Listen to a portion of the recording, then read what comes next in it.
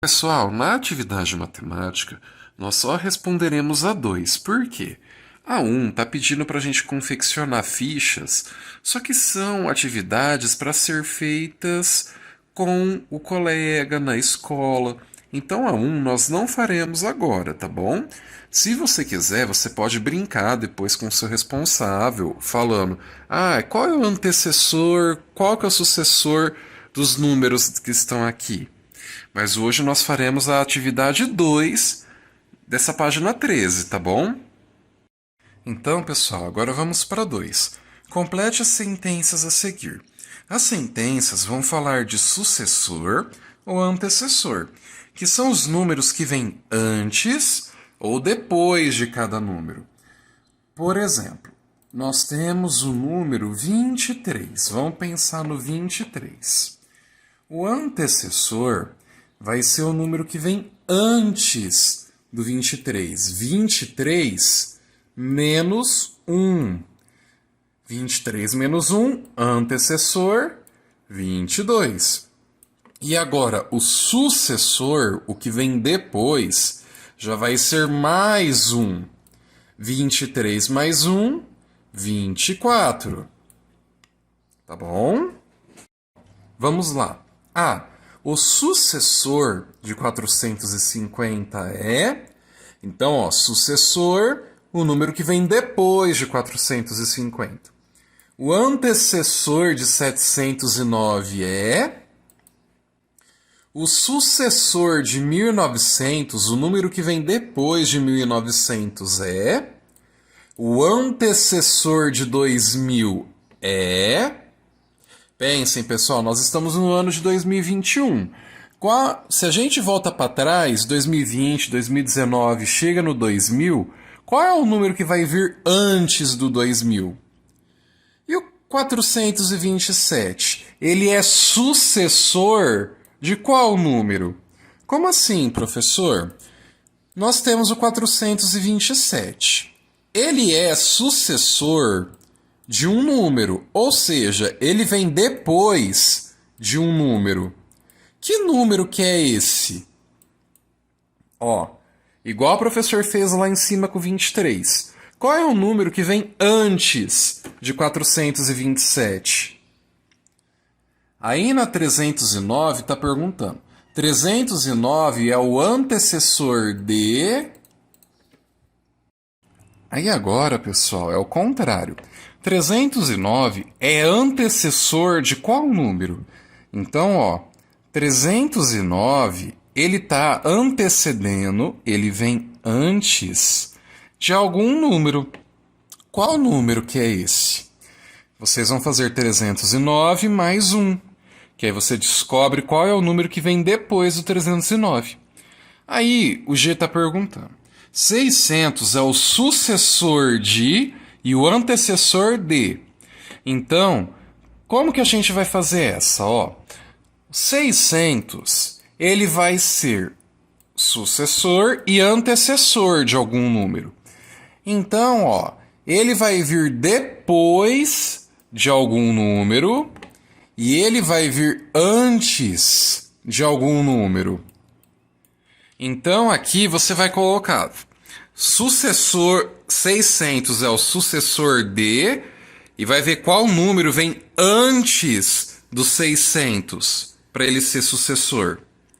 E aqui, e 600 é o antecessor de, qual é o número que vem depois do 600 para ele vir antes? Agora, pessoal, na página 12 do Guia de Orientações, nós temos na aula de ciências um pouco sobre cadeia alimentar. Podemos definir uma cadeia alimentar como sendo uma sequência de organismos em que um serve de alimento para o outro. Então, se você já viu o Rei Leão, você já deve ter ouvido falar sobre o ciclo da vida. Nada mais é do que essa cadeia alimentar. Cadeia alimentar é uma sequência de organismos de uma forma que cada um vai servindo de alimento para o outro. Isso vai respeitar sempre uma ordem muito específica. Sempre começamos com as plantas, que são produtores. Por quê? Elas não precisam se alimentar de outros seres vivos. Elas produzem o próprio alimento pela fotossíntese.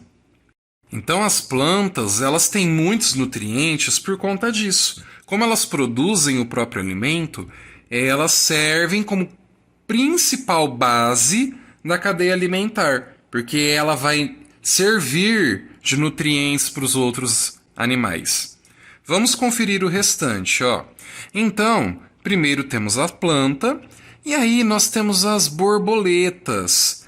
Esse daqui, pessoal, é só um exemplo de consumidor primário.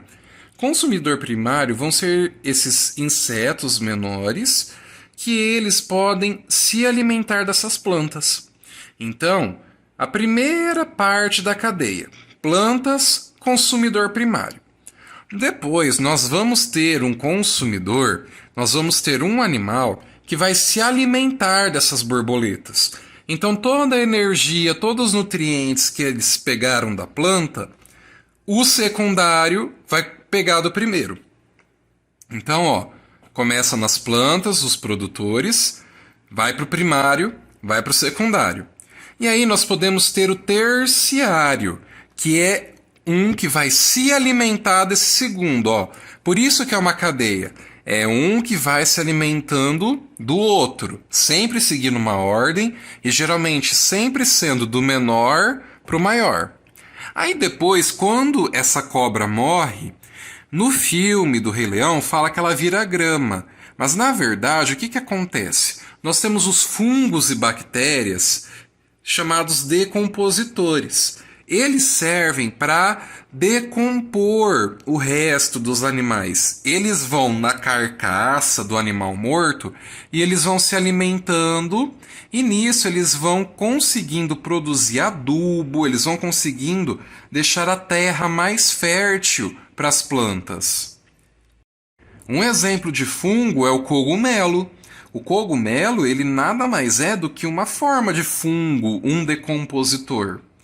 Mas lembrando, pessoal, assim como não é qualquer planta ou qualquer animal que a gente come, não é qualquer fungo ou bactéria que a gente come.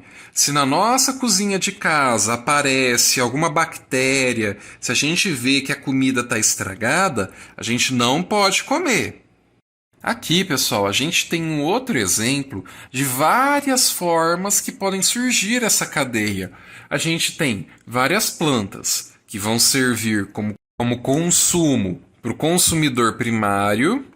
Reparem, aí depois que eles se alimentam, aí nós vamos ter os consumidores de segunda ordem, esses que vão se alimentar do primário, e o terciário que vai se alimentar do secundário. Aí, pessoal, qual que vai ser a tarefa por hoje? Hoje vocês vão olhar essa cadeia alimentar que está no guia e vocês vão desenhá-la no caderno. Igualzinha está aqui.